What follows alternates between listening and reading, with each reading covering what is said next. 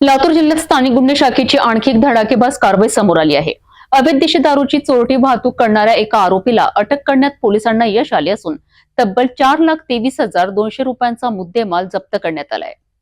लातूर जिल्ह्यात अवैध धंद्यांवर करडी नजर ठेवत स्थानिक गुन्हे शाखा सतत कारवाई करत आहे। पोलीस अधीक्षक अमोल तांबे यांच्या आदेशावरून आणि अप्पर पोलीस अधीक्षक मंगेश चव्हाण यांच्या मार्गदर्शनात एक मोठी कारवाई करण्यात आली। बातमीदाराकडून मिळालेल्या खात्रीशीर माहितीनुसार तोंडारपाटी साखर कारखाना हंगरगाड रोड मार्गे एक 4 चाकी वाहनात मोठ्या प्रमाणात अवैध देशी दारूची वाहतूक होणार असल्याची माहिती पोलिसांना मिळाली होती।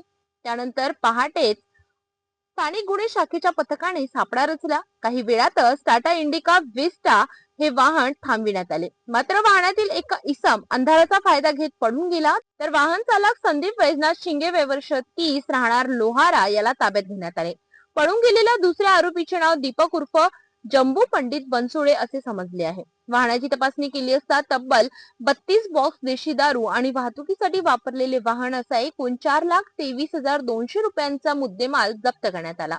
अवैध देशी दारूची वाहतूक केल्याप्रकरणी उदगीर ग्रामीण पोलीस ठाण्यात महाराष्ट्र दारूबंदी अधिनियमाच्या कलम 65 अ, 65 ई, 81 आणि 83 अंतर्गत गुन्हा दाखल करण्यात आलाय। अटक आरोपीकडून पुढील तपास सुरू असून फरार आरोपीचा शोध घेण्यासाठी स्थानिक गुन्हे शाखा पथकाचे प्रयत्न सुरू आहेत।